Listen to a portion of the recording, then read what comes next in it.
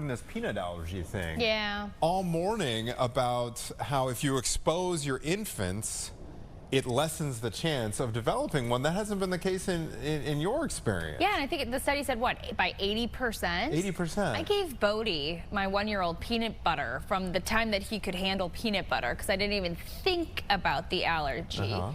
And he has an allergy to peanuts.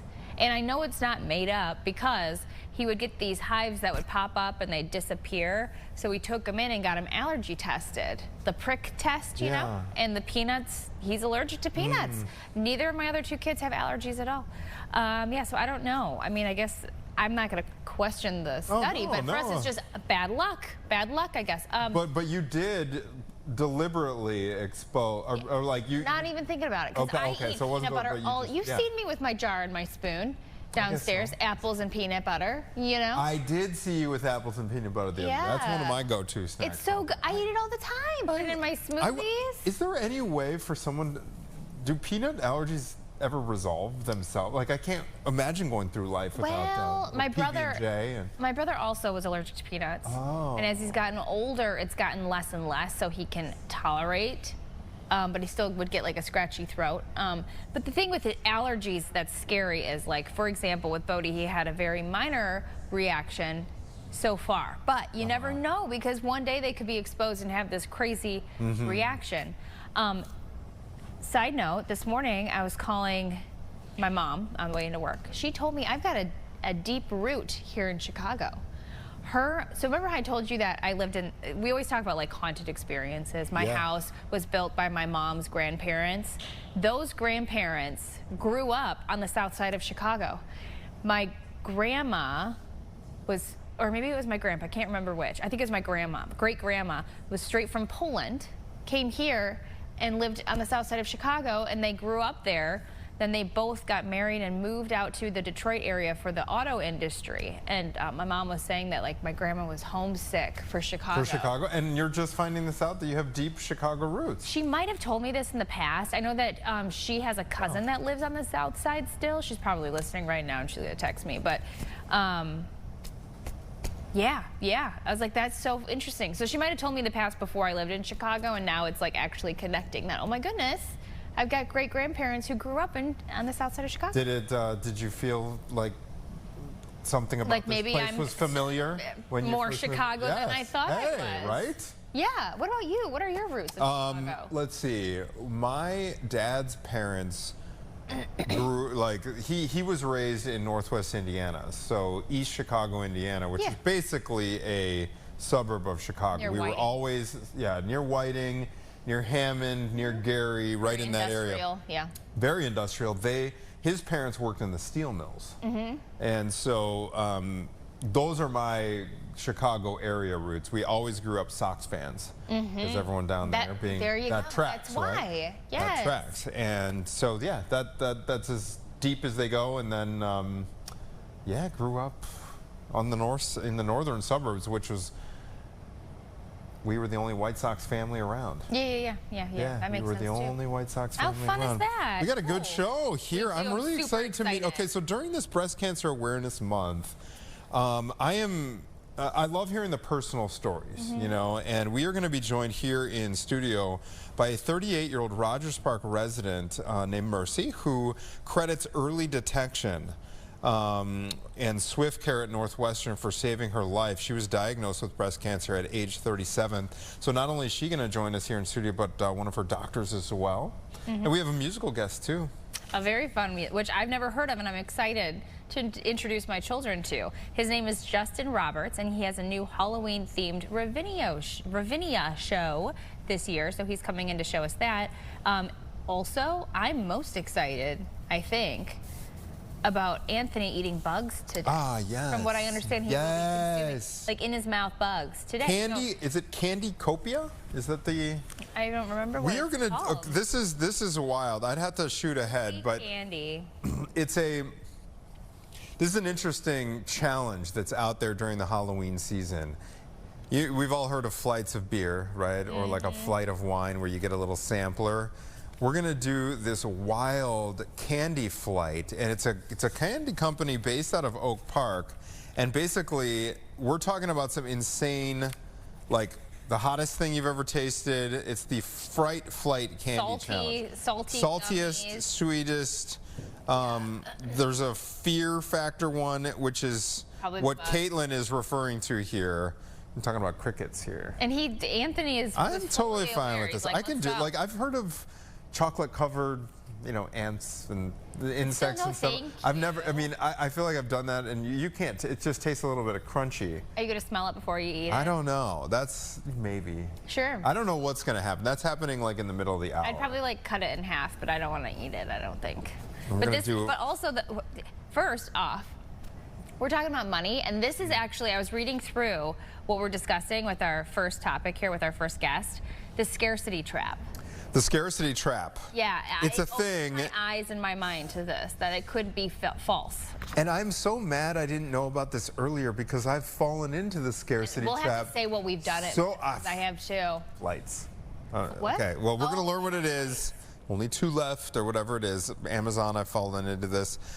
Pattie Ehsaei, we're bringing you in once again. Always good to see you, Pattie. Can you hear us okay? Oh, you're muted. Oh, that's our side. No, it's our side, Pattie. Okay. There we go. Hey, Pattie. The Scarcity Trap. Okay, this Yes, the title Scarcity of Trap. this. Most people don't even know about Yeah, it. no, I didn't know about it either, and it immediately kind of piqued my interest. And then I read what the basics of what it is, and I'm like, oh no. Yeah. I've fallen victim to this. I feel like countless times. But run us through what the Scarcity Trap is first up. Yes, the scarcity trap is a tactic used by retailers which triggers the scarcity portion in your brain that scares you into thinking, oh my gosh, there's not going to be anything left. And, you know, we have a primal instinct to want things that are scarce because it's based on survival, right? So the retailers know this and they tap into this part of our brain in order to make us buy things now and buy things quickly. Okay, so this is hilarious. Before we get into the different examples of how this could happen, Anthony, will you please share? And I'll share too. And maybe you too, Pattie. I bet you've fallen for it. What have you bought last second? Because you were like, oh gosh, I have to do it now. Anecdotally, clothes online, and then I feel like flights where it's like, you know, limited quantity. I feel like it's definitely clothes, but possibly flights. How about you? Mine were very overpriced dining chairs, like stools, you know, for your island. It was like, oh, there's only 3 left. Only 2, yeah. I feel like I've seen only 2 left of things that I want. For sure. And then I'm like, oh, I gotta get it. But I was reading here that sometimes it goes for the sales that they have too, right, Pattie? So it's kind of like a cyclical thing. So they're really playing mind games with us. Oh my gosh, it's such a mind game. So yes, they have a low stock, a limited time, and we totally fall for this. And a lot of times they have these timers that you see, but those timers are completely false. They reset all the time. So if you log out and you log back in, you'll see that the timer is exactly what it was the last time you walked in. So it doesn't even make sense, but we fall into this trap. They also do, like you just said, 1 left or 17 people are viewing. How many times have we seen that? And I'm like, oh my gosh, 17 people are viewing. I must have this blouse before it's gone. Everybody else wants it. Again, that is completely artificially generated. And we also have like limited time discounts that go forever. How many times have we seen, even, you know, with retailers like closeout sale? I swear, there's this retailer in Los Angeles that has had a closeout sale for 2.5 years. Oh, yeah. 2.5 years, right? And we fall for that constantly. I mean, constantly. And then another thing they do is they artificially sell out. Do you guys remember when Kylie Cosmetics, she came out with her lipstick and it sold out in 1 minute? Did you guys ever hear about that? Oh, I didn't hear about it, but this does not surprise me. Right. So it sold out in 1 minute and everyone just went crazy over it. This is how she became a billionaire, but it's because it was a limited stock. They literally had like 100 or 200 lipsticks out there. It's not that hard to sell out, right? Yeah. Exactly. And so then the hype machine starts churning, and then all of a sudden it takes on a life of its own. Absolutely, and people fall for it all the time. Wow. Is there a way to tell if it's legit or not? Because sometimes, you know, with flights especially, you worry. Maybe that is real, or where it says like 49 people have this in their cart too. Because I have had experiences where it does say there's 3 items left, and I go and I put it in my cart, and then I continue my shopping, get back to my cart, and it's sold out. So sometimes it's legit. So how can you tell the difference between fake and real? Sometimes it's legit, but what you can do is you can refresh your browser or get rid of your cookies and log back in to see if anything's changed as far as the timers or how long it's left, or still 17 people are viewing this. But one good way to think through this is, if you need a flight and if you really need to get somewhere, that's a necessity, right? So you don't want to risk it on the flight. But you know what? You may not need that, you know, blow up thing for your pool or whatever. Things that you just may want, those things you can wait on and come back and see if it's artificial or if it's actually real. Because if you don't have it, you don't necessarily, it's not going to really impact your life, versus a flight might. Okay, Pattie, in terms of navigating around these kinds of things that pop up on our online shopping experience, there are some tools we can use to actually track real prices, correct? Yes, there are a lot of apps out there that you can track real prices, and you can figure out, okay, this was the price before, this is really on sale. And those apps do a really good job in telling you exactly how to navigate around them. Shopify has a really good app, but there's so many apps out there, Shopbop, all of them will tell you the real prices of things, so you're not really sucked into the scarcity mentality and buy something just because, you know, you're afraid to lose it. I have a question. Since you have your you know, finger on the pulse of sales and obviously these companies that are trying to give out these deals, do you think that it is a good idea to go shopping for Christmas now, or do you think really the Black Friday or Cyber Monday is going to have the best sales? Because that could be a tactic too.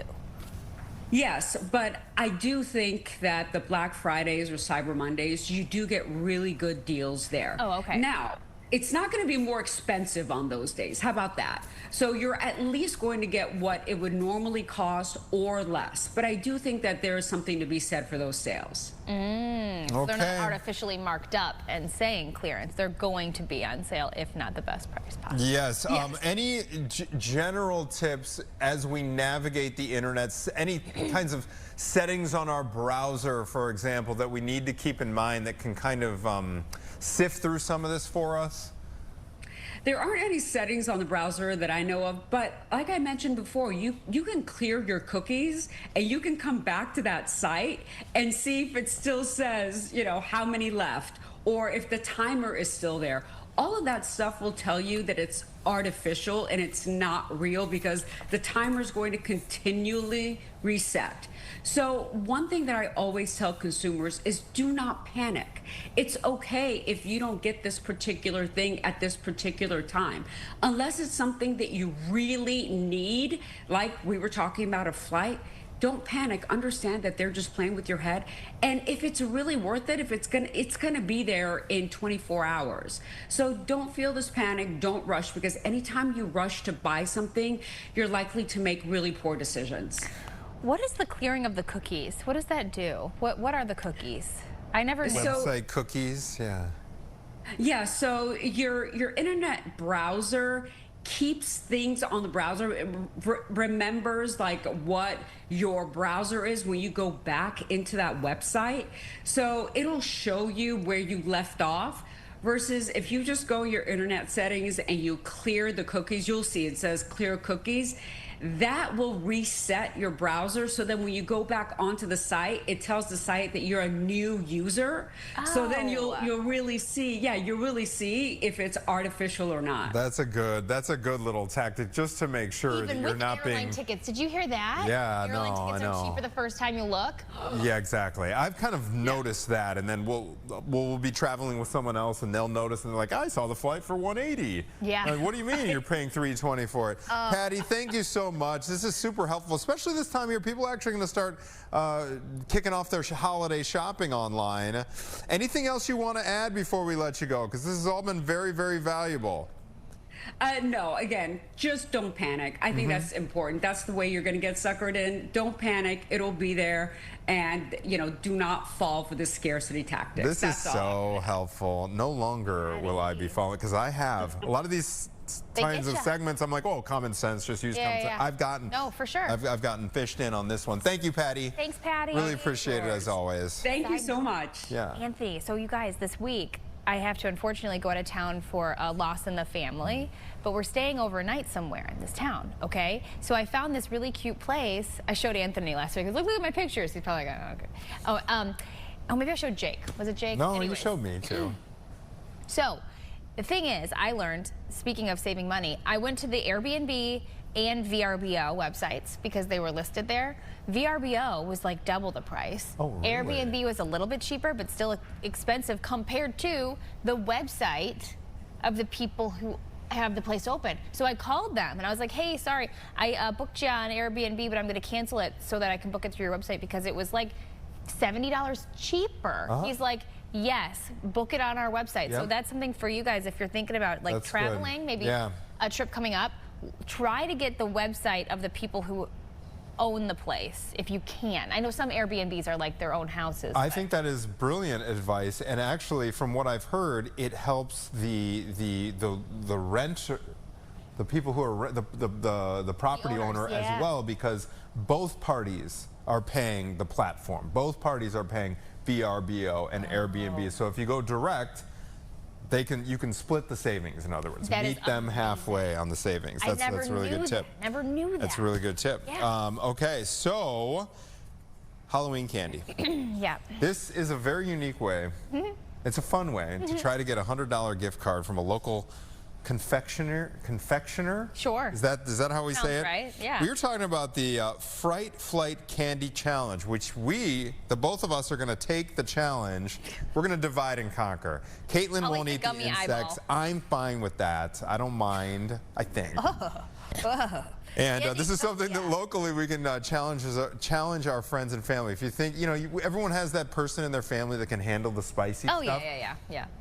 We're gonna push the envelope. It's gonna be pretty funny. We're gonna push it. Actually, you know what? I forgot my water bottle. I did too. That's not good. I forgot my water. Oh, Emma. Okay, we've got some extra water. We're gonna take the Fright Flight Candy Challenge after this break. Woo!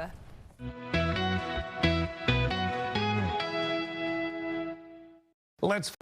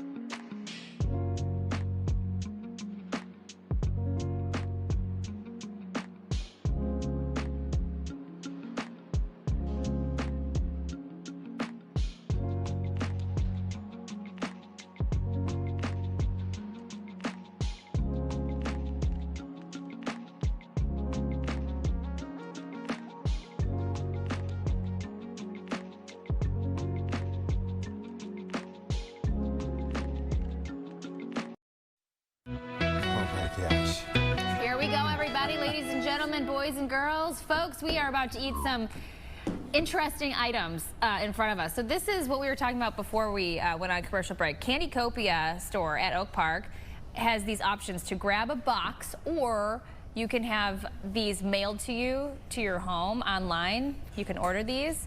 This is intense emotions that we're about to experience. Yeah, the stakes are high. We actually only have one water bottle. And I'm kind of sick, so we can't share. So we can't share. And even in the directions, they give you, so when you get the flight, and again, you can have this sent to your friends or enemies. You're going to have a little party. This would be fun. It's called the Fright Flight, and they actually tell you which order to go in. So the things range from Spooky, you can see it, which is the gummy eyeball. Where am I?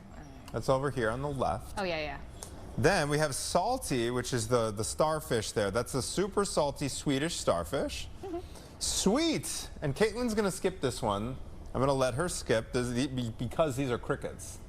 Are you gonna? You're I'm just about gonna to look eat at one? it. She's just His gazing head at is it. still on. These poor His crickets. head is still on. This is a cricket that is, I guess, have been adorned with cotton candy. And then the Jelly Belly Fiery 5. So we have the 5 spiciest Jelly Belly varieties. And then, I don't know if I'm going to do this. This is the Alamo Sour Pickleball. I'll do that one. You'll do that one. You know what it's said to dye your mouth? I don't You're care. okay with that? For I the eat rest of the acai show? bowls during the morning show. My teeth are bowls. purple half the time. Fine. And then sour, this is Mrs. Sims Black Death. So I'm gonna dive in with I think the salty gummy is gonna be my least favorite. I'm gonna go eyeball to kick things off. All right, I'll do eyeball with cheers. you too. Cheers. Yeah, cheers. By the way, this whole thing is $31.95 for the full flight. That's a random price. How do you like it? It just looks. Oh, that's good. Oh yeah. But you know what? Last week, right here on Chicago Now, we dissected an eyeball on live television a cow's eyeball. Eyeball's good. That would have hit a little differently last Friday, wouldn't it? With the texture, with the squishy texture. It looks just like it. Yeah. It kind of does. No, that's delicious. I love that. Yeah, I'm not gonna that be a one fan was of good. Salty well, gummy. they start off easy. The salty gummy. Ew, ew, right? Oh, oh my God. That's so. Oh, there's a little. Oh. That's so bad. Oh my gosh, that's so bad. That's so. I gotta eat some more gummy How did they do undo that. How did they get that much So bad. salt on there? Oh, the salty gummy. That's like straight salt. Wow. I'm stuck to my tooth. But the thing is, there's a little bit Oh of, no, it's black there's licorice. a little black licorice in there Ew. at the end. Did you I notice don't like that either. I don't have a very refined palate, but I do sense a little bit of that black No, that licorice. is absolutely horrendous. Caitlin, you can collect yourself while I try these That is crickets. disgusting. And I will let you know if they actually... Ugh. Do you have that Here, napkin? dude, just take Where? it. I don't want You're that. fine. I just want the. I don't want this Take in the my mouth water. anymore. I can... Okay, I'm here we gonna go with the spit it out crickets. on here. Hey, don't look at me. Ew. Ew. The crickets are not bad. Oh. Caitlin. Ew. The crickets. If they don't taste like cotton candy, but they don't taste like much actually. You know what they taste like is hamster food? oh, Rice Krispies. What? They taste like they have the texture of Rice Krispies. Oh, God, the black licorice is still in my teeth. That's so bad. Okay. Okay, wait, eat this one. This one has a head on it. Look at it in the you've eyes. now touched it. Hold on. Eat it. I'll eat The one. faces The are head, it's still fine. on These- there. Wait, let me see. Here. That's Is a full gonna- cricket. that's a Yeah, full that has a cricket. leg on it. Oh, did you hear the crunch? Did you hear that crunch? There's got to be That protein is in it. so gross. Wait, Okay. it didn't taste bad though? No. All right. It doesn't really taste like anything. Okay, let's do the gummy bears now. Wait, I The mean the jelly what did you- bellies. So are you going spiciest? I'm going. or- No, you're gonna go straight. I'm going to to go straight to the spiciest? spice. I just want to. I'm just Okay. going to take a little tiny. That's disgusting. It tastes like salsa. What? Oh boy. That's not even good spicy. I'm so confused. Wow. Wait. Okay, so Brad, someone back there has got to save the hot. it tastes like hottest- dirt. Slash Oh, stop. What? I just had like the second level up, stuck my tongue in the middle of it. I can't. I am going to recommend the My tongue flight. is burning. If you have Wait, we've got more. if you have someone who, here, I'm going to let you do the green one because I don't want to get the water. I gotta say, that salty black licorice is so bad. Awful. I'm gonna have nightmares about this. It's still in my teeth. All right, what is this? Go for it, Caitlin. This is a green ball. Oh, look at my the, dress. Oh no, Caitlin, is I that? spit it out and made a huge mess. It's disgusting. Caitlin. It's fine. It's fine. Caitlin, Okay, here we go. What is this flavor? A wardrobe malfunction. It doesn't smell good. It doesn't. Is it a pickle? Listen, I did the crickets. You gotta. It smells like dusty. Just take a little tiny. Let me see. You got this. What is it? This is the Alamo Sour Pickleball. Oh. It's not good. None of this is good. I thought this was gonna be like kind of good with like a hint of bad. Hold on, Caitlin, come here. I'm gonna put it in portrait mode. Oh, my God, Caitlin. This is so bad. This is so bad. I cannot. Wait, this is disgusting. I have to get her. Ew. There's no way anybody would eat this. I'm getting you a napkin. It's gonna come out. Caitlin Cody. There This you is go. so gross. Take this. Oh my God, it's so You need gross. more? This is so gross. So bad. This is. You weren't kidding, producers. Here we go. Oh, Caitlin, here. This is not enjoyable at all. You're getting my spit on your fingers. It's okay. You need some like I don't mind. antibacterial. You're fine. Here. I'm like crying. That is so. No, I'm good. You're good? Okay. Everybody relax. I've had 3 kids. This is not. Well, yes, but Okay, wait. All right. What's the last one? the last one, we're getting through the flight. We are getting through the flight as promised. This is our dedication to our craft here. All right, the last one in the flight, Mr. Sims' Black Death. All right. Put the whole thing in your mouth. I dare you. No, I'm not doing it. What is it? This is a sour. Oh no. These are impressingly terrible. Like, I am not overreacting when I tell you these are not even like unenjoyable. These are beyond the beyond. These were made in a dusty basement or an attic 75 years ago, and they've just been sitting in a box collecting bugs and dust and asbestos, I'm pretty sure. Without further ado, guys, let me give you the info. Wait, what did that taste On this. like? I just want to smell it. This is Black Death? I can't do the sour. Yeah, I'm salivating now. It's so bad. Okay, first of all, nobody is going to get through this whole flight and eat all of this. I don't care how tough you are. Okay. This is nasty. I'll eat the I just put the sour in my mouth for a second, and my mouth is just salivating. I'm just. Excuse me. All right. So if you want to force this upon anyone, this is a Candicopia store in Oak Brook. You can grab your box, or order it online to be mailed to you or a loved one. Oh. And actually, this would be kind of a fun Halloween activity. It's really comical. I mean, don't wear nice clothes. Caitlin has just ruined I literally spit her this dress out. I'm sorry. Okay, listen. I don't like. Okay, I am the least picky eater. Gabby just walked in. Like, what is happening? Is my mouth still green? Yeah. I am the least picky eater you will ever meet. But there are a couple things that I don't like. One being black licorice, and the other thing being really spicy things. Caitlin. And the black licorice, I think that was well, I don't know which was my least favorite. The green one, there was no pleasantries about that one, but the black licorice was the gummy eyeball, I'm gonna take another bite of this just to cleanse the palate.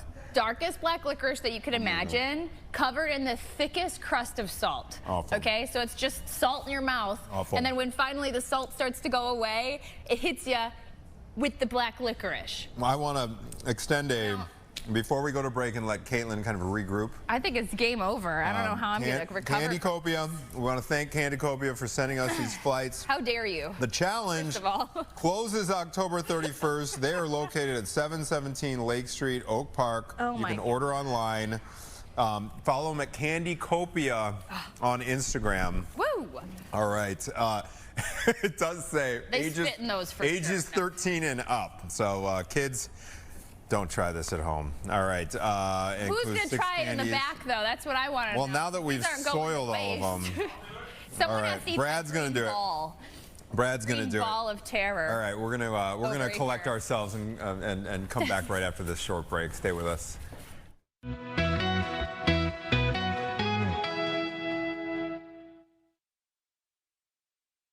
Nothing.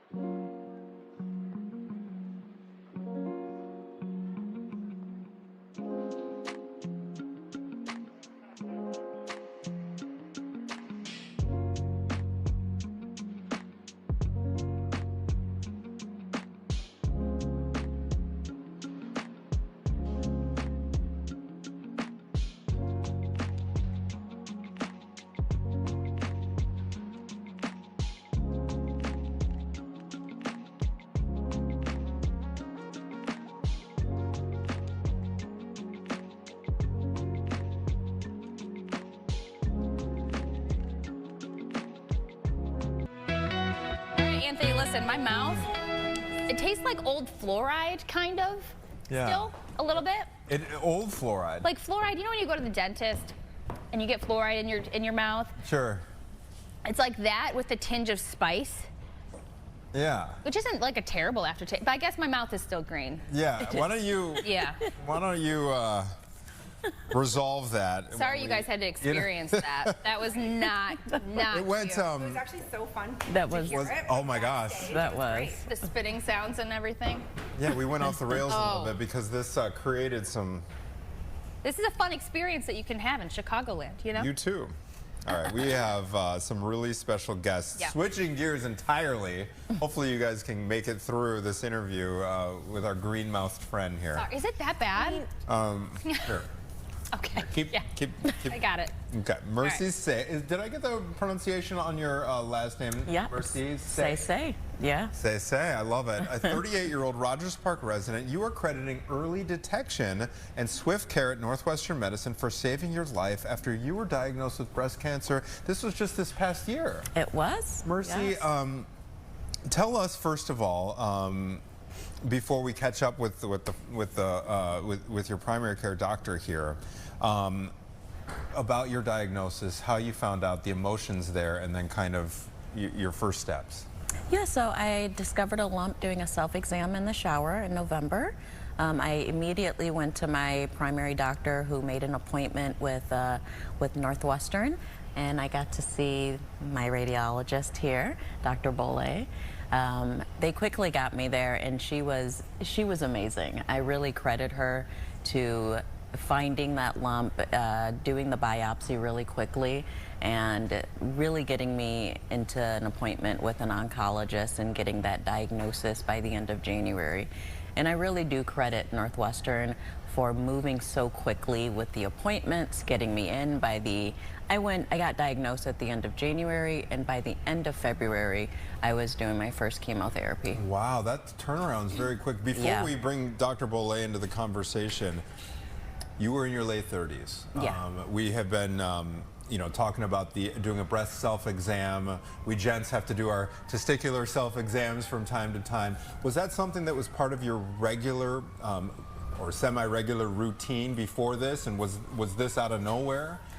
It typically wasn't, and I had kind of fallen back on doing it, and out of nowhere I just said, it's been a while since I've done this, and I decided to do a self-exam, and I just found something funny, a lump that I hadn't felt before, and it really raised awareness for me, and I said, okay, let's make this appointment immediately, and I was really thankful that I knew about self-exams, and I was able to do one on myself.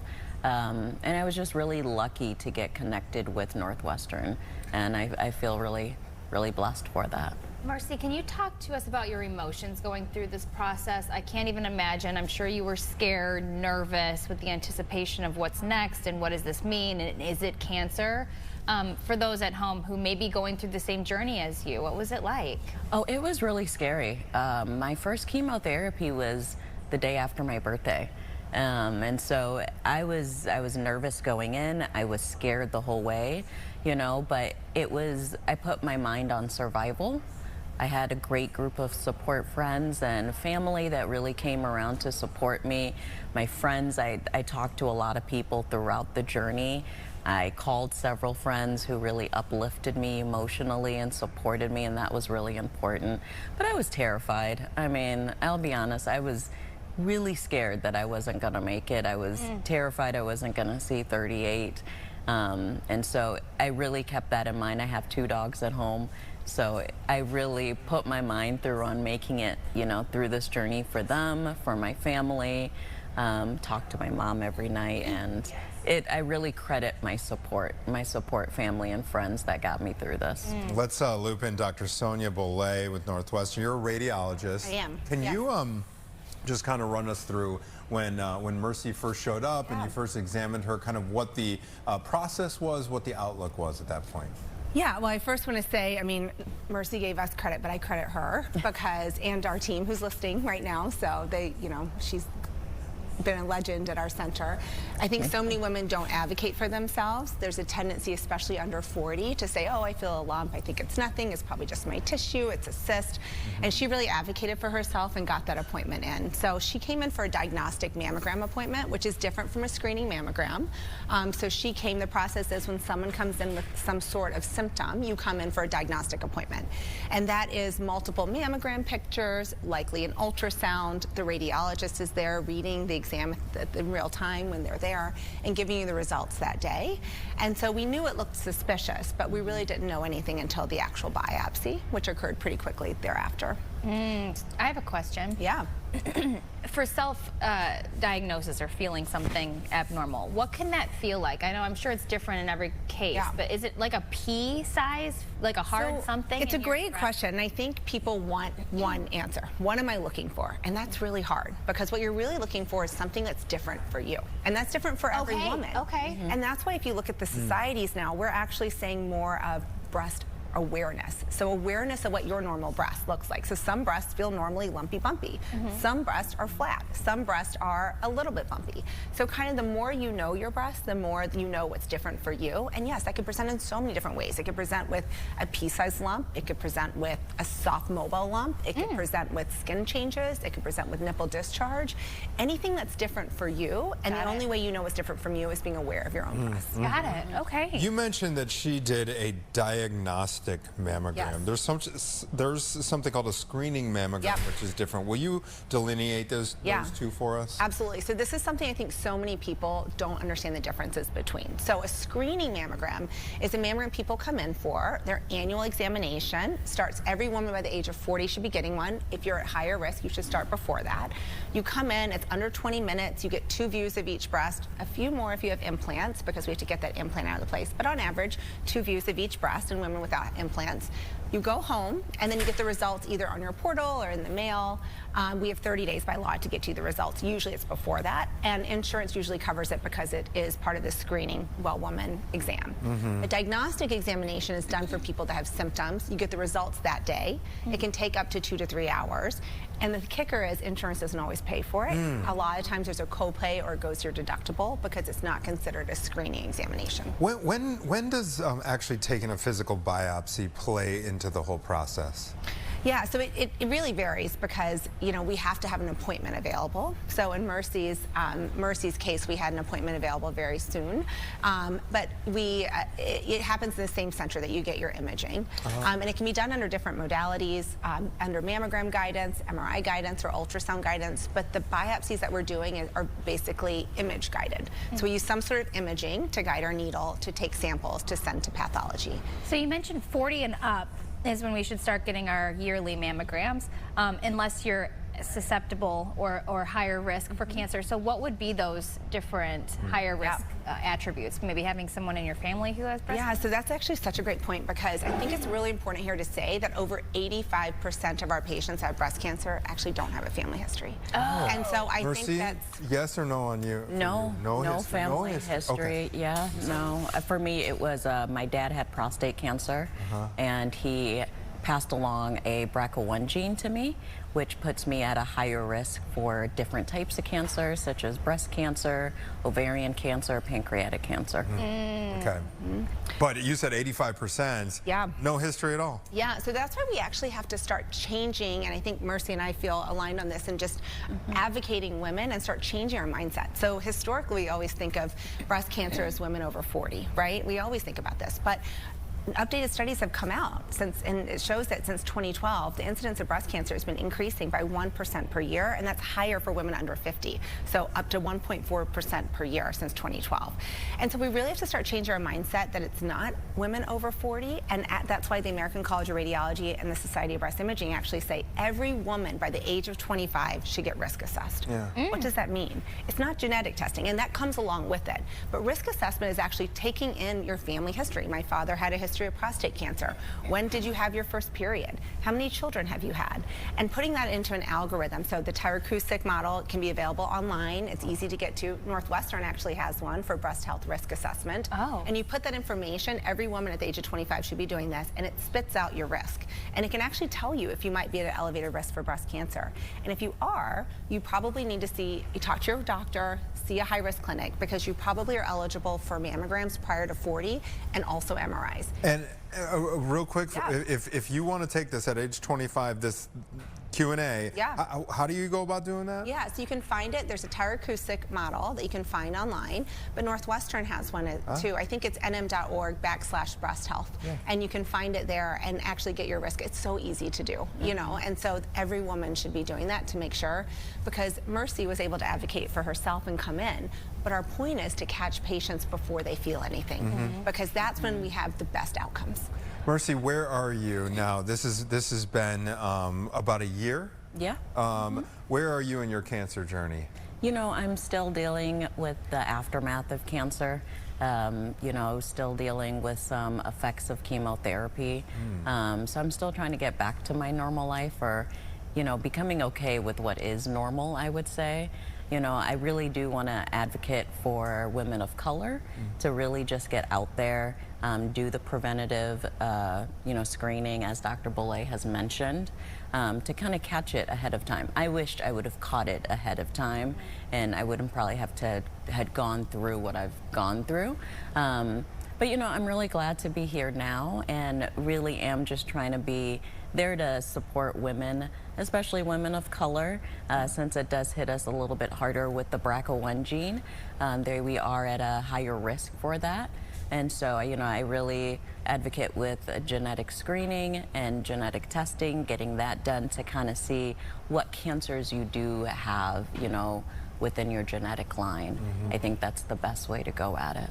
Have you found any support with groups on maybe online, social media, or maybe through the hospital or through the program that you're doing? Yeah, you know, online I have found there's a great BRCA1 gene group that I do connect with, and it's a lot of women in there, young and, you know, older and younger. And then Dr. Bolle did tell me a great group. Yeah, we were just discussing this actually a minute ago. The TGIN Foundation, who, you know, we do know that women of color, there are healthcare disparities. You know, women of color, black women, are 41% more likely to die of breast cancer despite having similar incidences to white women, more likely to have genetic mutations diagnosed earlier, and there are a plethora of reasons why, but one of the reasons is access. And so the TGIN Foundation does help getting women to their appointments, helping with Ubers. So we were just discussing this while you guys were talking. Oh, okay. Yeah, great foundation. Yeah, raise awareness all you want. Dr. Bolle, you mentioned that the incidence of breast cancer have been increasing year by year. You said like 1% more each year, is that right? Annually since 2012. Yep. Since when? 2012. Since 2012. That was the study that came out last year. Is there any insight? There's always this question when we hear about rising rates of disease, the question of, okay, are there more incidents of the disease, or is it just better documented and better diagnosed, and we're just finding out about it more? Is there any insight into what is causing this, or is it just more people are aware of it now? I think it's multifactorial, and I think that's what we're trying to figure out exactly, right? It's not just one thing. Yes, we're diagnosing cancer earlier, which is great. There's environmental things. You know, there's lifestyle choices. Right. There are genetics that play into this. So it's multifactorial, and I think we just really need to keep diving into this. Putting towards efforts on research, making sure our research efforts are diverse in terms of who we're recruiting, because we know that diseases don't hit everyone the same. And so I think all of this plays a role. Thank you both so much for coming in. Mercy, thank you for sharing your stories. Doctor, thank you so much for sharing your insight as well. It's the time of year for that, and hopefully this story just makes its way to as many people as possible. Do a quick check at home. Yeah, absolutely. If you're laying in bed, just check it out. Thank you both so much. Thank you so much. Really appreciate you guys being here. We get to switch gears when we come back.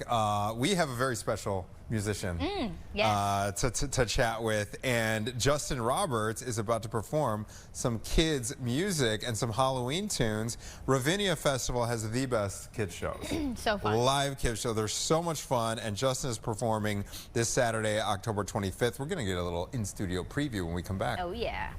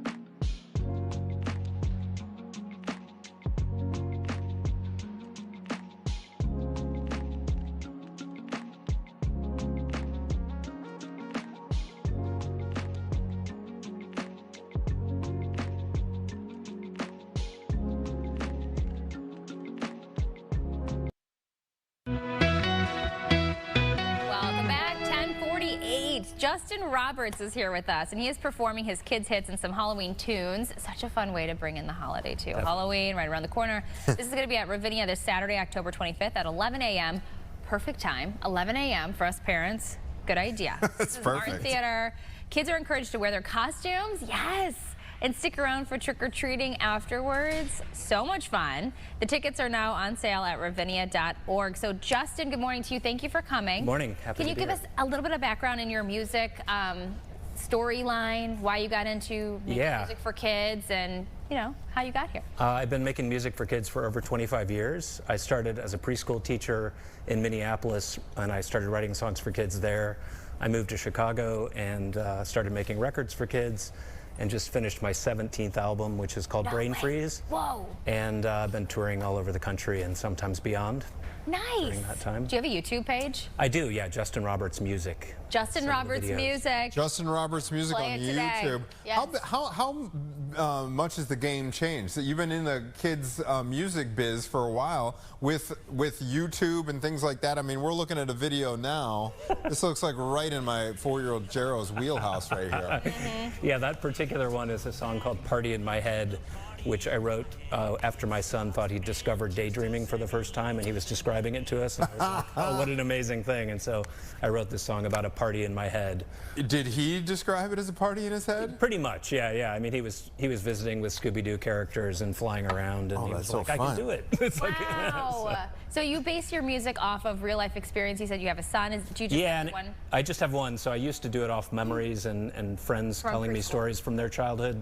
And now it's more direct knowledge of my son telling me things. Oh, I love that. How has his reaction been to his dad being this music artist for kids? I think he loves it. Yeah, it's funny. He's a real critic of my songs. So sometimes I'll play him a new song, and he'll give me critiques of certain lines.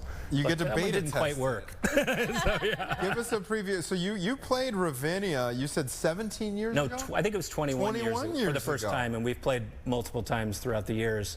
So it's amazing to be back. We've never been there in the fall, which I think is going to be absolutely beautiful. Oh, yeah. Yeah, absolutely. Oh my gosh, Ravinia is absolutely beautiful. For parents out there, you know, looking for something to do, Saturdays during this time of year can sometimes be kind of a slog. You know, if you got nothing going on, hey, Getting colder. getting colder, people are stuck inside. So what can they expect from a kids concert? Is it standard where everyone just sits there? Do you get the audience involved? Give the parents out there an idea for what's going to be like. Tons of interaction with the kids, a lot of body movement, sing along, call and response. And the songs are written for adults to enjoy as much as kids, so you can bring grandparents, and it's really for all ages.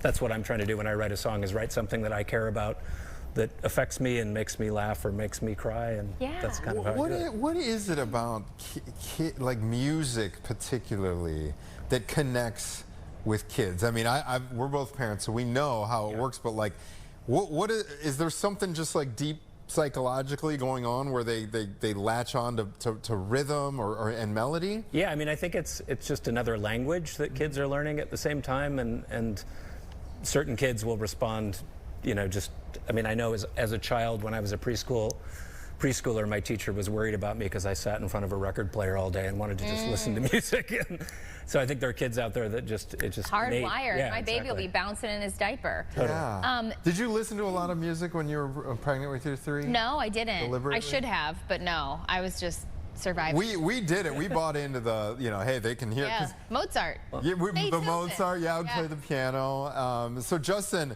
we get to do a little this. You said some of your songs connect with adults too. Yeah, let's see if this one does. Okay, let's rock and roll. So this is a song called Fire Breathing Dragon. It's about getting mad, and what we're going to do is we're going to go Fire Breathing Dragon. You guys are going to make a big dragon mouth if you want to join me. My teeth are you have to do it right away. Fire Breathing Dragon. Yeah, you'll do it in the chorus. Okay.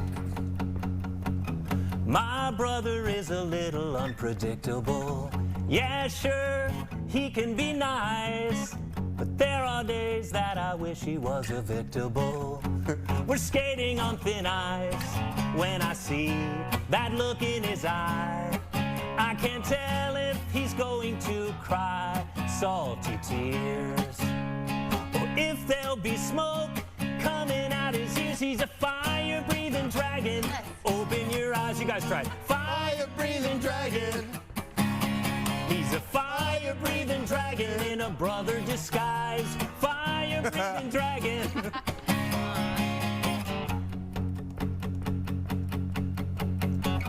My brother seems to get away with everything.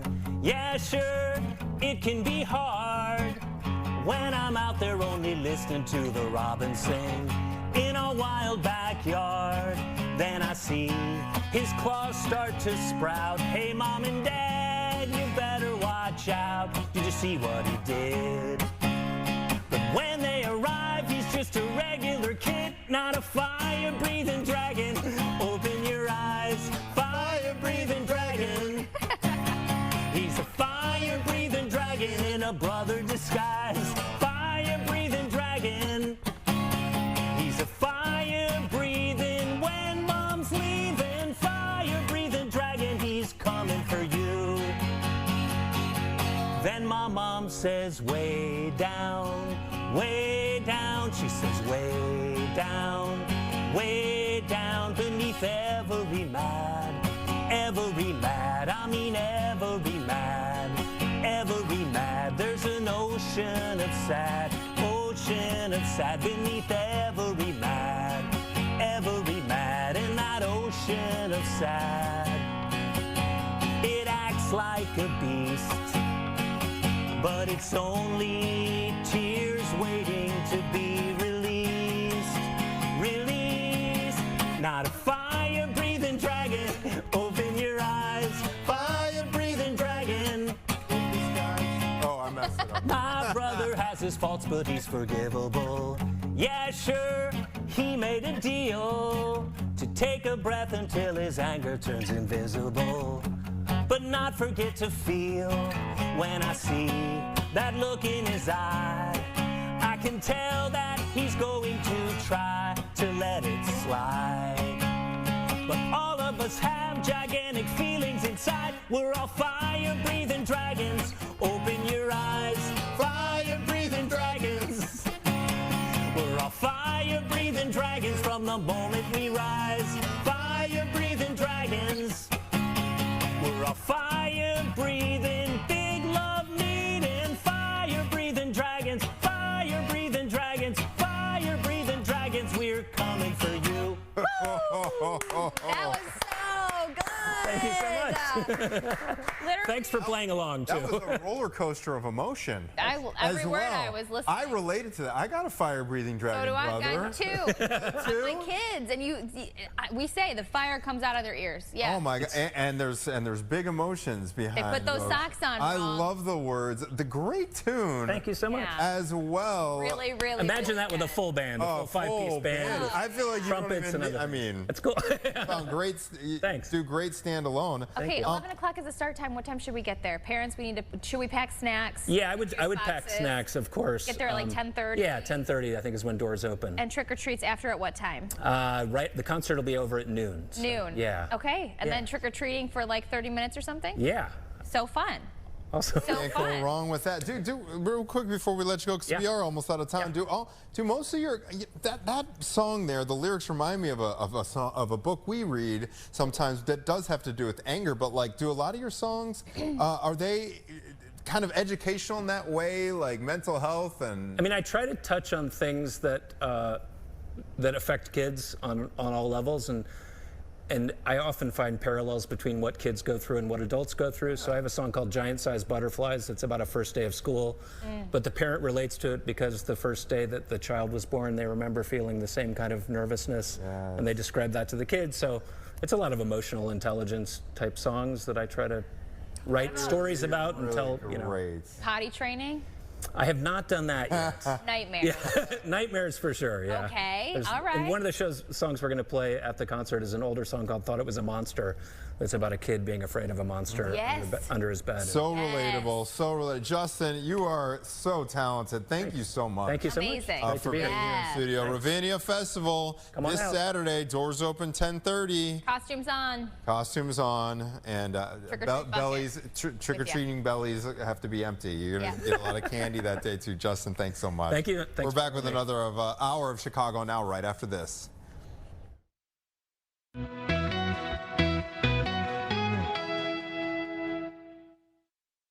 Fox 13.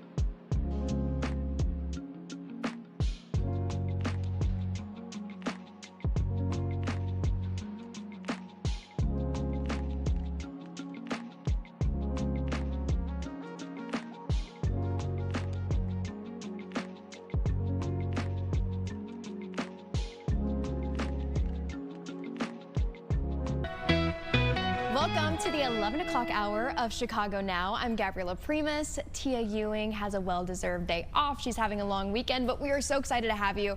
Before I introduce you to a very familiar face sitting next to me, let's talk about what we have coming up on the show. So October is Menopause Awareness Month. So many women suffer in silence when there are medical treatments available, but maybe just not accessible to many women, including those in the brown and black communities. Also, we have another Gabriella joining us. It's not me. This one's an award-winning lawyer in the field of co-parenting and family law and the author of a brand new book.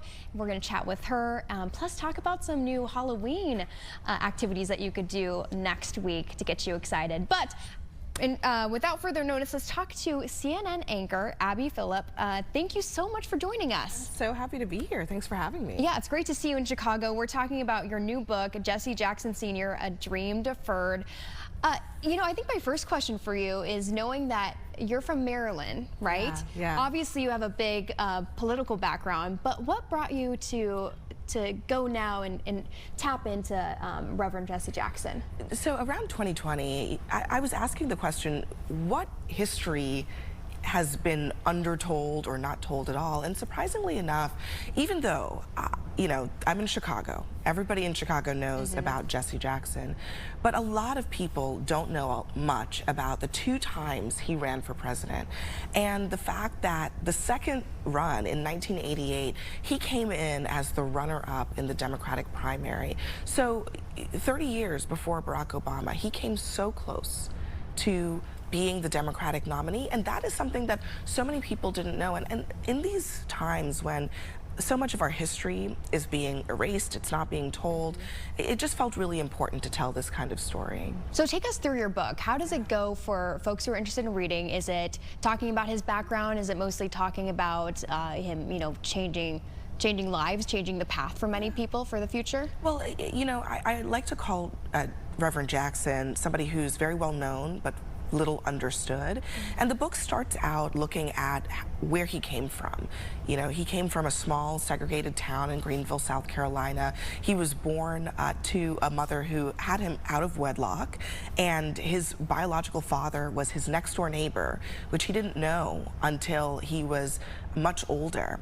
And it really draws you into the story of this young man who came from virtually nothing and kind of fought his way to the side of Martin Luther King Jr. He got himself into the heart of the civil rights movement as a 20-year-old young man. And it starts there, but then it builds up to his decision to run for president and his vision of a campaign that really saw black voters as a part of the core of the Democratic Party, not just a constituency whose votes Democrats got but didn't actually deliver policy and results for.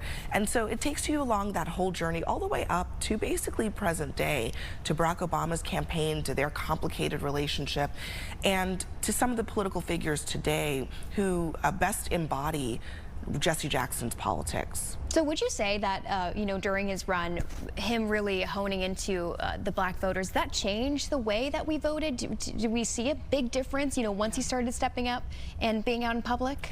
One of the big things that he did was register millions of people to vote. And you have to remember that, you know, in the 1960s and the 1970s, black Americans were still fighting for the right to vote. So even in the 1980s, there were millions, tens of millions of unregistered black voters, people who lived in the South who were disenchanted with the political system, who didn't think that there was any point. And he went to them and said, vote, that your vote has power. So that alone changed the political system. But the other thing that he did was he changed the rules of the Democratic Party's nominating process. He made it so that a candidate could get delegates. Delegates are what you need in order to become the nominee, based on a proportional system of allocation, which seems to make a lot of sense right now. That's the way that it works right now, but it was not the way that it worked in the 80s. And had he not done that, Barack Obama would not have been able to be the nominee. Hillary Clinton, back in those times, was very popular, very well known. She was winning a lot of states, but Barack Obama was still collecting delegates because Jesse Jackson changed those rules. You know, I could ask you so many questions, and I know, like you said, we're in Chicago. You know that people, you know, are well versed in Reverend Jesse Jackson history. But do you still find that even being here, where he's so well known, that people are still taking out tidbits that are really useful and that they take with them and share with others? Yeah, absolutely. I mean, you know, he's someone who's been in the public eye for almost his entire adult life. And so many people have memories of different parts of Jesse Jackson, whether it's the civil rights era, whether it's him showing up at protests, whether it is his campaigns, Run, Jesse, Run. And the stories in this book really fill out the picture of this part of his life, which was more impactful than people remember. One of the things that I learned when I was writing this book was that he freed a lot of prisoners of war, political prisoners, Americans who were being held in other countries. During the 1984 campaign, he left the campaign trail to go to Syria and free an American soldier who was a prisoner of war, and brought him back and was invited into the White House by Ronald Reagan, who he was running to defeat. I mean, it's a story that seems kind of incredible if it happened right now. I mean, can you imagine someone running against Donald Trump, going to a foreign country, bringing back a prisoner of war, and then Donald Trump inviting that person to the White House? Well, that happened in 1984, and he did it several times over the course of those two campaigns. He went to Cuba, brought back prisoners of war from Cuba, dozens of Americans, I shouldn't say prisoners of war, people who were wrongfully detained in Cuba, dozens of Americans. And so these are just some of the stories that when I was reading through this history, I was thinking to myself, this really happened? No kidding, that's what I'm thinking right now. It's really crazy. And it made him, I think, one of the most extraordinary figures in American history, good and bad. I mean, I think there are lots of highs and lows of his life, and this book goes through them all. Okay, I see here, you said it was important to give Reverend Jackson his flowers while he's still here. We hear that said a lot. Why is it that it's so vital we honor those who are still here and have made such a big difference? And what do we risk, you know, losing if we don't do so? Yeah, I mean, first of all, I want to make this personal to a lot of people, because everybody has, you know, an older aunt or a grandparent who literally they are your history. And those people, we have to sit down and get their stories. And as a journalist, my responsibility goes even beyond just the people in my close-knit family, but to some of these political figures that I have the privilege and the honor to sit across from. And this generation of civil rights leaders, they are passing away. And these are people who were witnesses to history. They made history. And we ought to sit down with them and really get their stories and better understand them and understand what their place in history really is. You know, Jesse Jackson was there with Dr. King on the day that he was killed. He's one of just, you know, fewer than a dozen people who were in that close-knit group of civil rights leaders. And these are people who, whether you like them or not, are history makers in American history. They pushed this country to a place where we could better honor our founding principles. And I think we should recognize that for what it is. Yeah, as we know, we really focus on MLK, obviously, as a civil rights activist. So it's nice to see you shine light on Reverend Jackson. Do you think that your book is for a more mature audience? Do you think that people of the younger generation will learn a lot from it? Absolutely. Look, I was born 3 weeks after the 1988 campaign was over. So I wasn't even alive when these events happened. And I will say that so many people are in my generation or younger, and there are just parts of our history that we should better understand. You know, I always come back to you know, I guess this adage that you know, you can't understand where you're going until you know where you came from, and history is more important now than it ever has been. Some of this history is not that far in the past, and this is a book for me. It's not a book for somebody else. I am that person, and I think that people should feel like this is an invitation to just explore a chapter in our political history that is only becoming more relevant. That's why I went with the title, A Dream Deferred, because it really has taken decades and decades for some of these ideas that Reverend Jackson campaigned on to become a reality.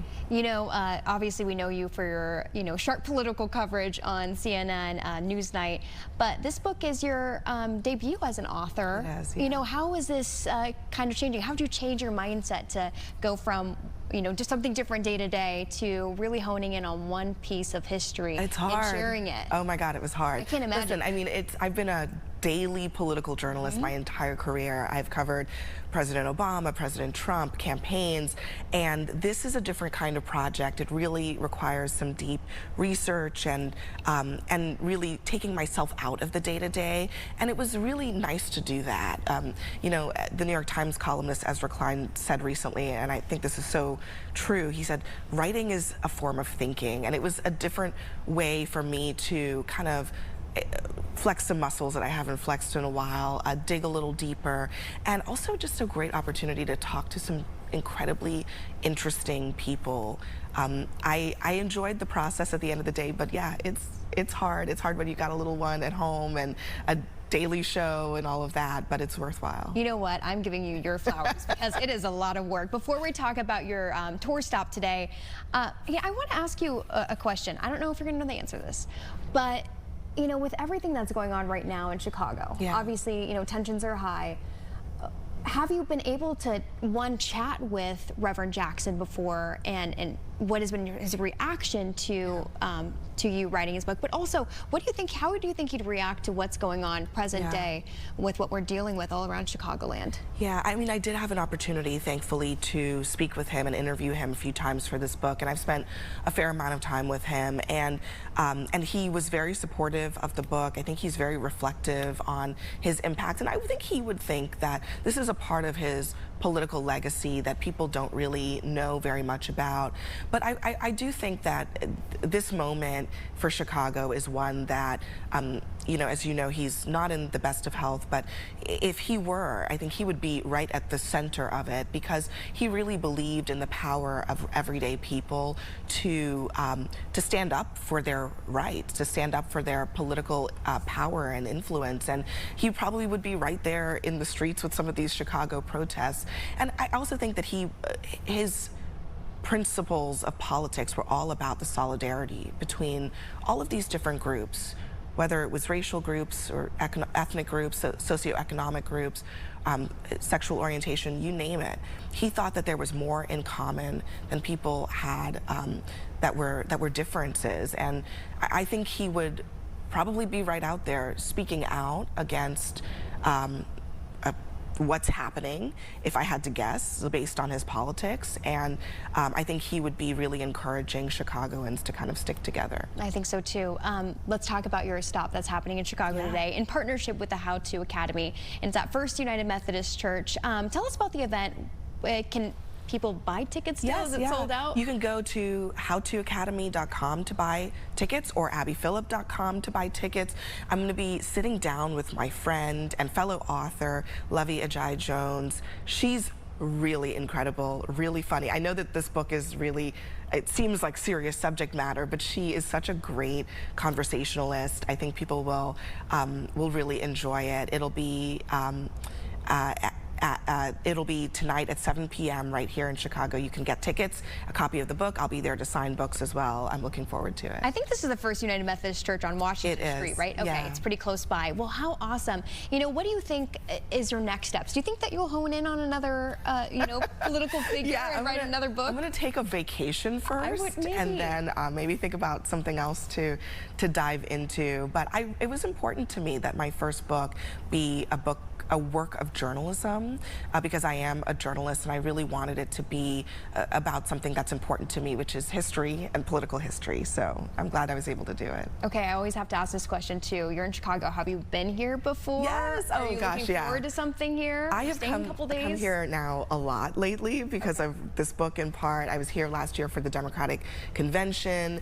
I love Chicago, and I have to say it is. Chicagoans don't think it's underrated, but I think people don't really understand how great of a city this is. And when you are by the lakefront, it's just breathtaking, and it's a great place, and I love coming here. Thank you. I have to agree. Do people on the street just stop you all the time and say, "Hey, Abby Phillips, I know you"? Yeah, I mean, they do. They do sometimes, and it's always fun to kind of just see the types of people who watch my show. I mean, it's late at night, so a lot of people are asleep, but we try to keep people awake. It's lively on Newsnight. Okay, I have one more question for you. Where can people find your book if they are wanting to order it? Yeah, you can go online. You can buy it from your favorite bookstore, from Amazon.com, from Barnes & Noble, wherever you buy books. You can come to the event tonight. There will be books for sale. I will sign those. And then also it'll be out in bookstores, physical bookstores, on October 28th. That's, I guess, next Tuesday. Yeah, very close. It's coming I know. out. I bet time is flying for you because you're a busy gal. Thank you so much for joining the program. Thank you so much, It was a pleasure Gabriella. to meet you, see you in person. To talk to you. Okay, a Dream Deferred. Thank you so much, Abby Phillips. Guys, we have a lot more to come here on Chicago Now. We're talking about Menopause Awareness Month, changing gears a little bit. And also at the end of the show, you're going to want to stick with us because we're talking about some Halloween treats that are happening next week. We'll see you after this break.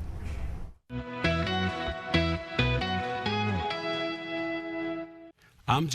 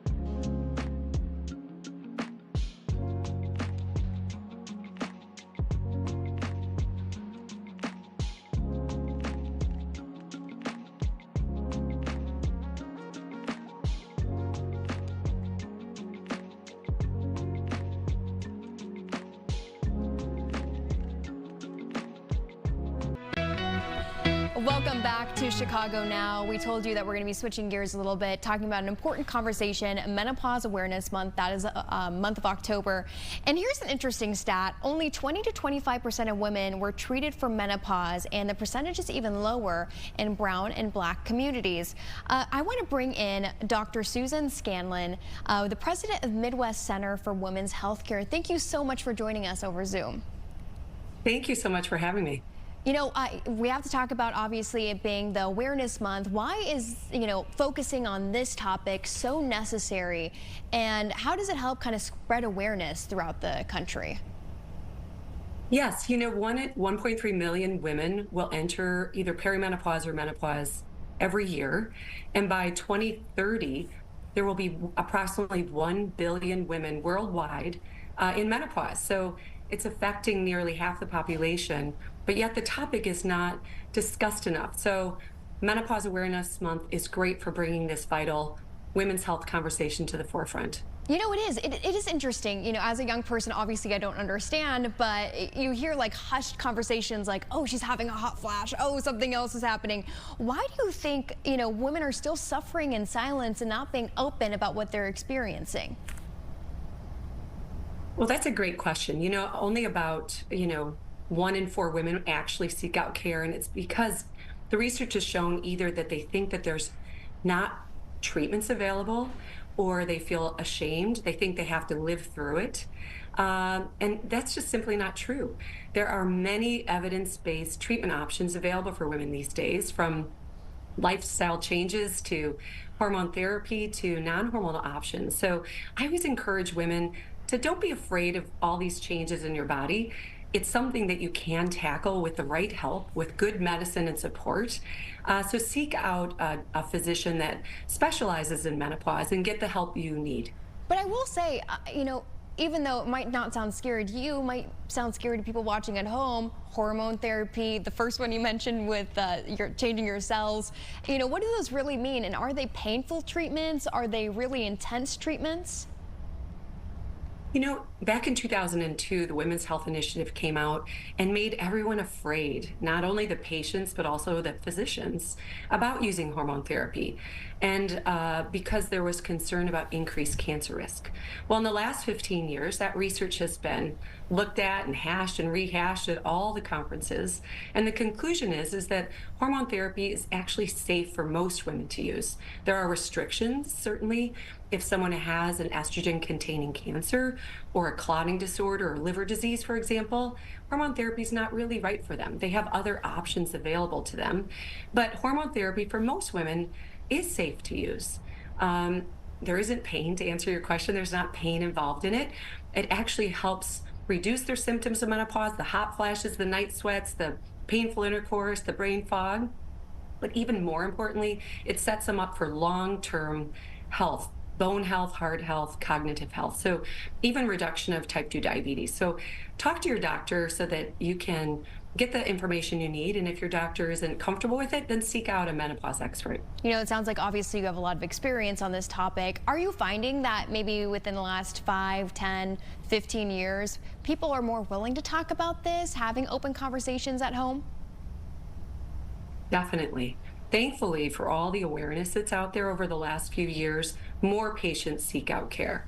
I've been a certified menopause practitioner for 15 years. I've taken care of menopause and perimenopause my entire career.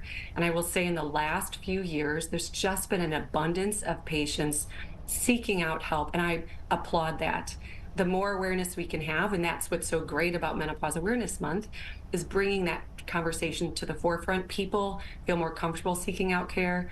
I think what's important is for the doctors to get comfortable with the care. You know, only about 1/3 of physicians receive any sort of training in medical school or residency, and many of them actually have a passion for obstetrics as opposed to gynecology. So as the education grows and we close that education gap in the healthcare system with the physicians and the nurse practitioners, whoever's providing the care, I think we'll have more access to care for women, which is fantastic in what we need. You know, Dr. Scanlon, I kind of want to call out the guys, because I don't think, now that I am reflecting, that I've heard one guy talk about menopause or like actually say it out of their mouth, let alone period, anything like that. But why is it so important for them to also join the conversation and make sure maybe their partner, you know, their mother, their aunt is also comfortable sharing what they're experiencing? I don't think it's a gender thing. I think that people have a passion for certain areas of medicine. I acknowledge maybe there's some people who are more uncomfortable with the topic. I'm just so comfortable with the topic, so I talk about it quite freely. You know, here I'm the 3rd generation of doctors in my family, and my father and both my grandfathers were doctors, and one of them was an OBGYN, my grandfather. I don't know at that time if they talked about menopause at all, but I encourage all people to embrace the topic, because half the population is suffering, and it's not about future statistics. It's about now. So I think I agree with you. People need to be comfortable with the topics, no matter who they are. Yeah, even if you're young and it's, you know, far away in the future. What is a good resource for women or for anyone to get the latest information about menopause? I think the best resource is the Menopause Society. If you go on their website, it's called menopause.org. Not only can you find a certified menopause practitioner that you can connect with in your area, but also they have great resources. If you want to read about hormone therapy, I would encourage you to all take a look at, it's called the Menopause Society Position Statement on Hormone Therapy from 2022. It's very detailed, maybe beyond the scope of the average reader, but it dives into each area of your body and how hormone therapy can benefit that or not have benefit or bring potential trouble. And so I think that's a great resource. And then bring that information to your doctor and to talk that through and see what can you do to help you feel best and have your best long-term health. You know, I think that's another thing, doctor, is that people are trying to do their own research or do research for others, and they run into this long pages on pages study and they kind of give up. But do you suggest, hey, sticking through it and actually looking through the whole document, maybe you're going to get more out of it than you think? I think there's a lot of great valid resources that are out there. I think meeting with a certified menopause practitioner can help you decipher all that information. So a lot of the patients will bring in articles that they've read or something they've pulled up online, or they've done a telehealth meeting with an online resource, and they're not quite certain if it's safe to use or that what was given to them is actually reliable.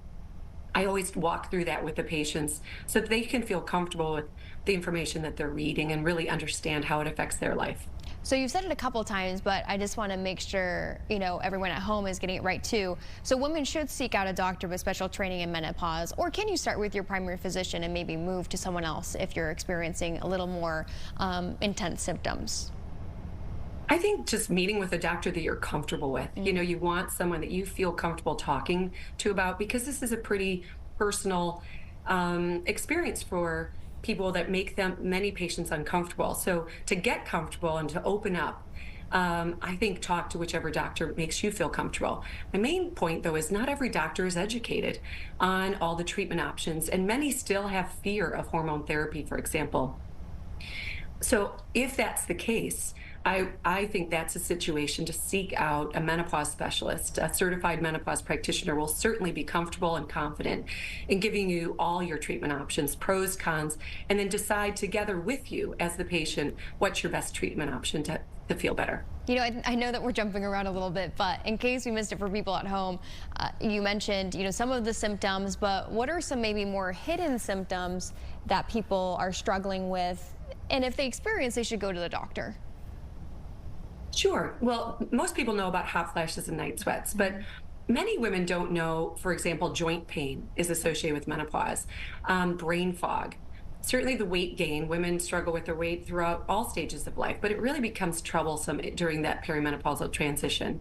Vaginal dryness, painful intercourse, you know, challenges with intimacy. Those are common symptoms in menopause, and there are a lot of treatment options available. So rather than suffering in silence and having it impact the quality of your life, I encourage women to not be afraid, to be aware that there are treatment options and talk to your doctor about them so they can help you feel the best you can.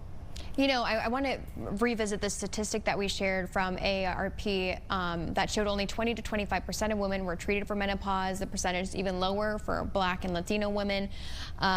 You know, is there something that you all are doing to help really hone in and get that group treatment for what they're experiencing? Well, our practice is called Midwest Center for Women's Healthcare. We're the largest OBGYN practice in the state of Illinois. We have 24 locations. So part of the reason women aren't getting care is because they don't have access to care. So with our expanding number of providers, we have 109 providers now in 24 locations. Furthermore, we do telehealth. So increasing access to care is really a critical component to helping women get the care that they need. So Midwest Center for Women's Health Care is really trying to expand our access to the patient care. Okay. You know, one more thing, I guess, for people at home, is there a good, you know, I guess you gave a good place to find some more information, but maybe to just keep a little more updated, is there anything else that they should look out for online? Yeah, you have to be careful. You know, there's a lot of businesses that are popping up. That's true. And you just want to be sure that the information you're receiving is evidence-based. There's a lot of places where, without much investigation into the person's health, you can just access medications. So you want to be sure that you are a good candidate for them. And again, as I said, most patients can use hormone therapy, but there are several patients, their medical conditions would make it such that it's not safe. And you want to be sure that the resource that you may be reaching out to is going to dive deep enough into your history to be sure that you're getting the best, safest, most effective treatment. You know, I know I'm throwing a lot of questions at you, doctor, but no, it's great. I welcome younger people. Thanks for having me on. I love talking about this. Because again, it's not a topic that we're usually, you know, chatting about. But for younger people, is menopause coming early for more recent generations than it ever has before? You know, through your years of work. Well, I think that, well, I know that perimenopause for many women begins in their mid 40s. Several are in the early 40s. I think that some of the symptoms overlap, where women aren't necessarily in perimenopause yet, but they have symptoms of PMS, for example, and they struggle with weight gain. They may have polycystic ovarian syndrome. So I think the group of patients in their 30s who are now coming forward thinking they're in menopause may have actually something else happening. And so that's where speaking to a doctor who's comfortable with the topics, that can really dive deep into what your symptoms are, do the appropriate testing to give you an accurate diagnosis, because it's very confusing and scary to a lot of patients. But no, perimenopause has always been around, starting in their 40s, and it just wasn't talked about enough. In my practice, it certainly has always been talked about, and but as this knowledge is growing and research is growing, science is able to educate women better and physicians better, so that you know, that information gets out there.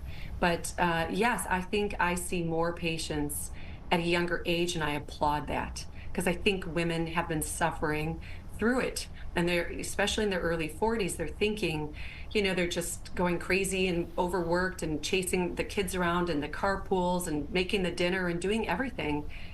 And they just think they're run down, but maybe it's actually something's brewing with their hormones. So if you're not feeling good, if you're not feeling sharp, if you're having troubles and symptoms that don't make sense, then talk to the doctor and bring forth that topic. But also, if the doctor tells you it's not that, be open to what the doctor's saying. Hey, you know what? It might actually be PCOS, or maybe you've got endometriosis, or you know, PMDD. So there's many overlapping symptoms to look into, as women go through this. Well, and I ask you that question because, you know, we get so much medical advice that might not be the best medical advice from TikTok, from Instagram.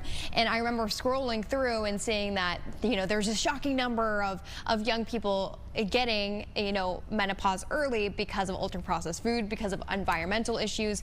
But you're saying it really is natural to see it during that age, the 40s, and it's just kind of the cycle of life. Well, women, yeah, people have been going into perimenopause in their early to mid 40s for generations. It's just, unfortunately, doctors weren't educated on it and didn't bring it forward to the patient to help them feel better. Many women have suffered through symptoms for a long time. Your question's great about the ultra-processed foods and the plastics. I do worry about that.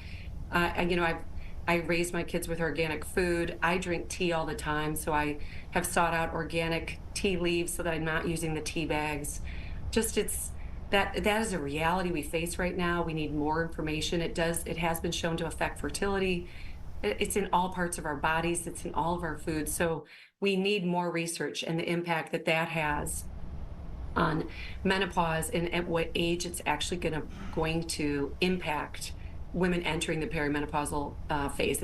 More research to come, but that is a big topic that we all need to face as the medical community. I'm glad you mentioned that. Okay, my last pressing question, because you're a doctor, you mentioned tea that you drink. What kind of tea do you drink, and is it helping maybe the symptoms so that other people at home can know?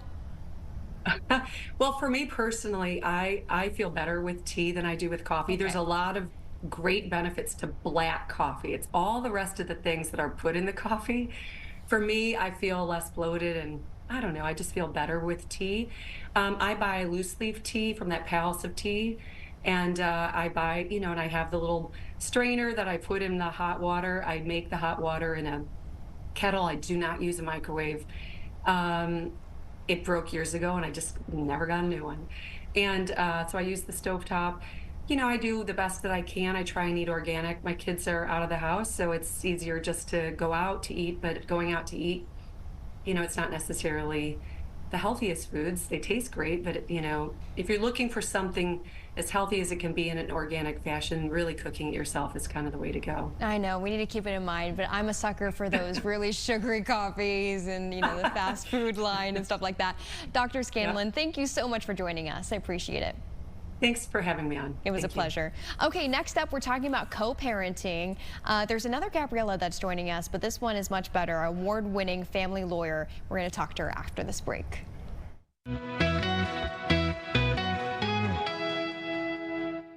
Fox Local.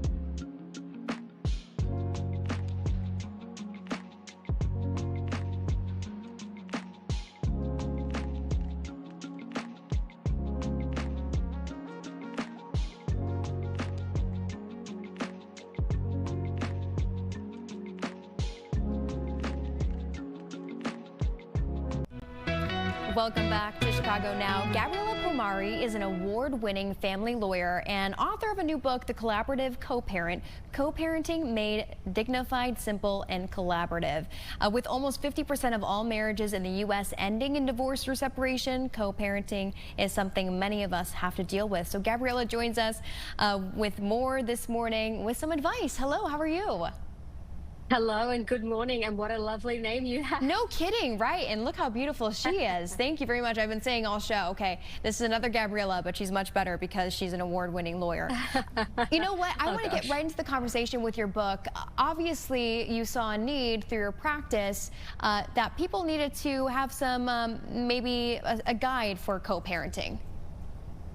Absolutely. Look, I'm a family lawyer, but I'm also a co-parent myself. So I separated when my son was only 1 year old. And I think I woke up every day saying, we don't have anything practical. Parents need a real practical roadmap every day to guide them through how to separate amicably, how to try and keep that relationship going in a low conflict manner, and how to protect their children. So that's why I wrote the book, to really protect the children of separation and divorce. So what do you mean? Are you going step by step with people, or are you giving little tidbits of advice? How does it actually run down through the book? Absolutely. It's a really practical book. It's less law and it's more everyday life. And it starts with what I do. I wake up the first day I've separated. Is this my life now? It's not something I was expecting. How do I start over? So we start with that. We then go through, who do I tell? Going to school, and then we go through the different developmental stages of children. So dealing with separation of very young children, school-age children, and then teenagers. And we work through to, you know, blended families, step parenting, having new children as life goes on. And then lastly, we talk a little bit about what options are out there in terms of mediation, collaborative law, and working together. You know, what would you say is probably the biggest obstacle for people who are co-parenting? Conflict in communication. I think the most difficult part of any separation is the emotion that comes with it.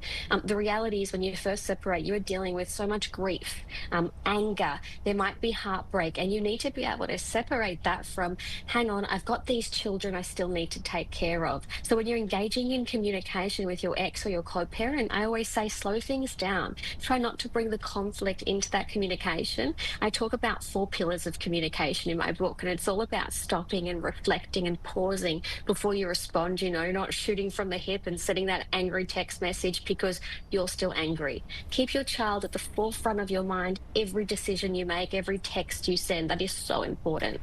Yeah, maybe even, a lot of people say, should I keep my kid out of the conversation? Do you still give advice to parents to, if you're not going to say something good, don't let them hear it? That's absolutely right. And I think the difficulty is when you do separate, you often try and befriend your child. So I have a lot of clients I work with who end up becoming best friends with their children, and they want to tell them everything. They're their emotional outlet.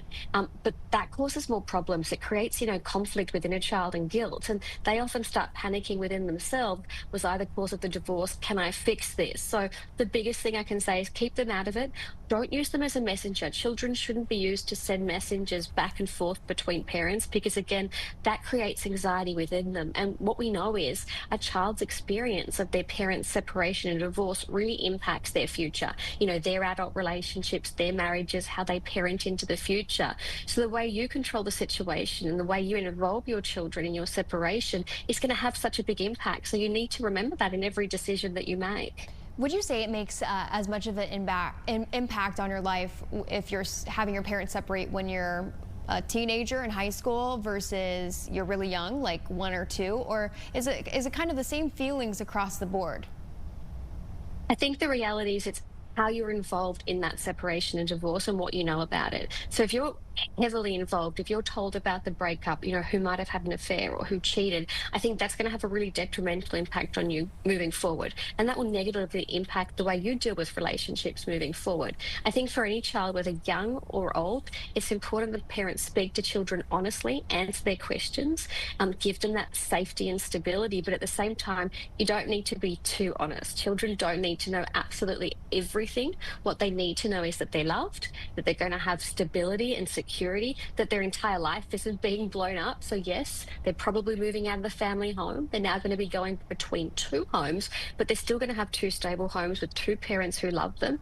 And if I can say this as a parent, and it's really difficult when you separate, allow your child to talk about their other parent and their other home when they're with you. That's so important. A child needs to feel comfortable speaking to you about their other home. That is good advice. Gabriella, I might be getting into the weeds a little bit too much, but I think another thing we often hear is that, oh, my parents waited until I was out of high school, even in college, to separate, even though they wanted to for years. Do you think that your book might be a good guide for those couples who are thinking, I'm going to push it off, but because they're worried about their kids', outcome? Absolutely, and that is because they're being child-focused, but I think it's a real mistake. I think people seem to say, I'll stay together or we'll stay in the family home together because that's going to create the stability for my child. But children aren't silly, they know what's going on, and I think it's far worse for a child to be in a home with high conflict when their parents can't get on, when they're not having dinner at a dinner table together, or when they're not sharing a bedroom. That's going to create more confusion for a child. So my view is, if you're in the 2 homes, but you're still communicating without the conflict, you're showing up, you're giving that child stability, it's going to be far better from them. So if you grab a copy of the book, it does take you through that journey. And no, it's not all bells and whistles. It's not perfect. Separation is hard. And co-parenting certainly doesn't happen overnight. Take it from me. It's a journey. But once you start that journey and over time, and once you allow yourself to heal, it does become easier. I know that you'd mentioned already, but how can introducing a new partner or even a step parent be done without making your child feel like they're stuck in the middle?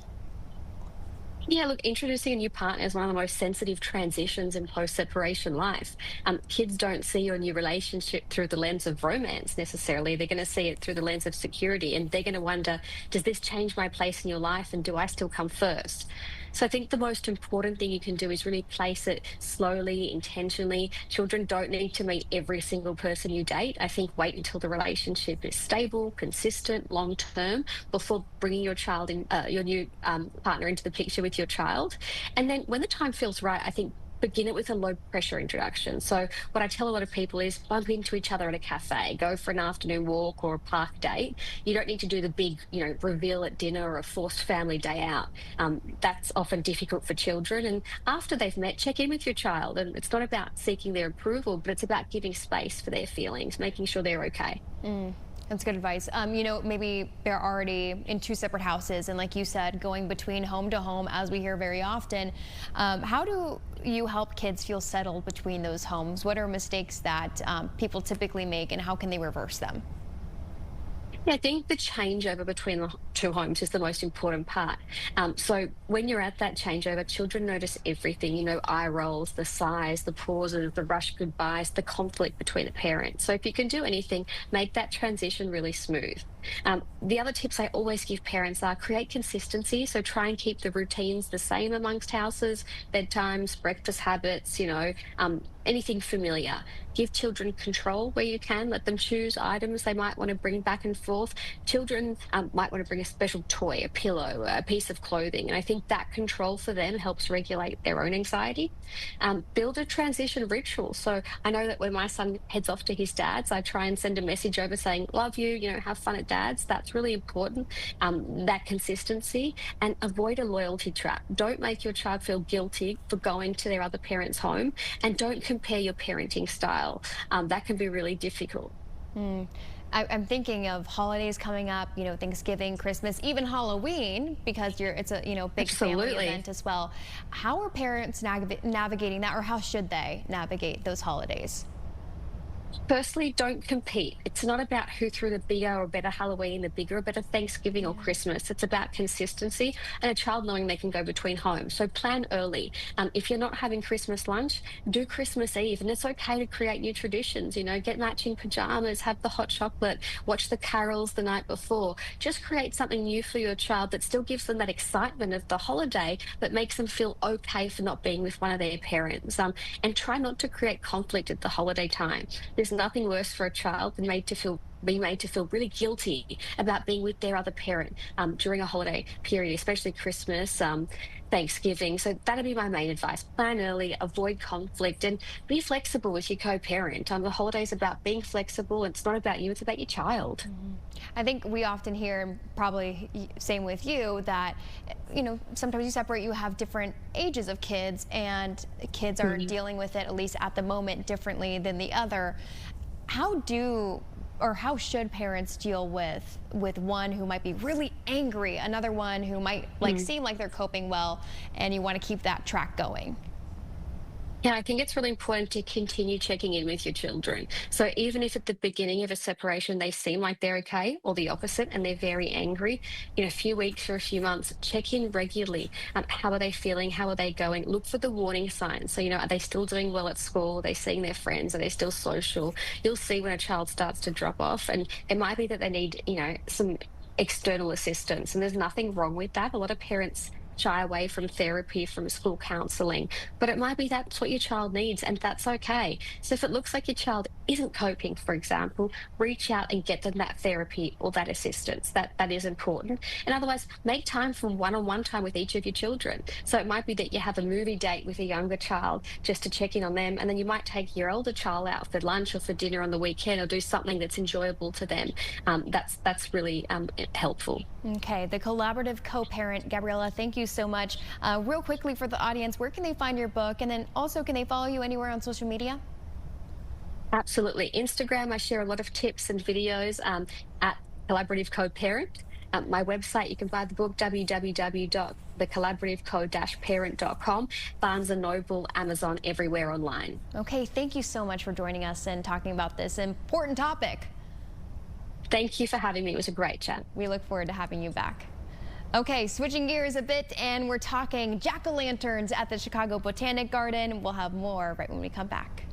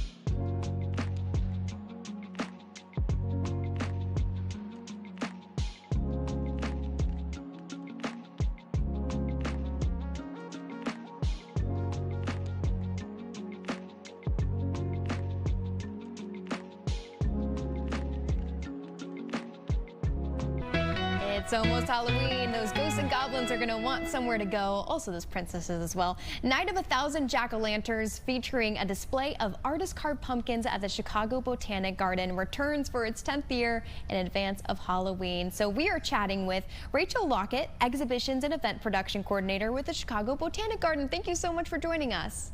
Thank you for having me. Okay, this is a loaded question, but it's always the first one we ask. What can people expect for the event happening October 22nd through the 26th?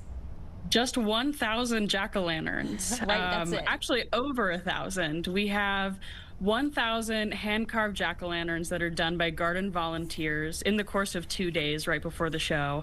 And the star of the show is 75 really large pumpkins weighing 80 to 150 pounds. And these are intricately carved by pumpkin carving artists and set to different fun themes. Wait, so hold on. You only have 2 days before the actual event that they're starting these like outrageous pumpkin carving projects? So the large ones, those actually take over a month to carve. Okay. We work with about 20 different artists that start carving them in September. But these small pumpkins, which we have 1,000 of, we work with a team of 60 volunteers to carve those in about 12 hours. You know, yeah, that's what I'm saying. Like, even a small one probably takes a long time to us, but they're probably just so good that they have it going on. So is this something that they're looking forward to every year? Are they coming up with the ideas well before the event actually starts? Yeah, it is so fun to come up with these different themes. You know, we always try to do something Halloween-based. This year we have a really fun theme that's called Plant Monsters, which ties in what we do here at the garden with Halloween, because we're taking different monsters from pop culture, things like the Whomping Willow and Harry Potter, and turning it into a pumpkin. So it's really fun. I heard that there's also live carving demonstrations. Is that like a design that might be easier and more accessible to people at home, or is it still complicated? It is pretty complicated. So the same artists that help us carve these large art pumpkins, which is what we call them, we feature 3 artists on the trail every night, and they are carving similar pumpkins, so you can actually see how the artistry is created. It's really cool. You know, Rachel, have you guys been doing this for a while, and do you find that people are coming back every year to get into the festive feeling? Yes, this is a really special event that we have at the garden, and this is actually our 10th year. Wow, how exciting. How about you? Are you always taken back by some of the designs? I am always floored by the creativity that these artists come up with. You know, like I said, we have a lot of fun creating different themes, making it different every year so that there's something new to see. And sometimes it's difficult because we've been doing this for 10 years. So, you know, we think about what else can we bring? And we've come up with pets and Halloween costumes this year, which has been a huge hit. Famous vampires, obituaries that's honoring celebrities, actors, that have passed away this past year. So always fun to come up with new ideas for pumpkins every year. You know, Rachel, my earpiece is breaking up there at the beginning. What is the theme this year, and how do you guys choose themes for the pumpkins each year? It must be hard. Yeah, it is really hard. We usually do anywhere from 8 to 10 different pumpkin themes. So my personal favorite this year is pets and Halloween costumes. It's really fun. We have a corgi that is dressed in a vampire costume on a pumpkin, which is awesome. We also have, to celebrate 10 years of the show, Night of 1,000 Jack-o'-lanterns, we have a theme that's called our 10th anniversary, which is featuring pumpkins that have been favorites throughout the past 10 years. Oh, cool. Okay, do you have a favorite that you can share with the audience? Probably the Michael Jordan pumpkin. Oh, pretty cool, pretty iconic to Chicago. As people are walking through, not only can they see the artwork, but is there other things that they can look forward to on the trail? Yes, so we have the art pumpkins, the smaller pumpkins. We have 3 different live carver stations that you can see along the trail. We also have costumed performers, which is really fun. And we also have multiple food and beverage stops along the trail that are selling very festive, amazing fall treats. If people are interested, where should they go, and should they sign up now, or can they get tickets at the door? So this is our very last week of the show, our third and final week, October 22nd through 26th.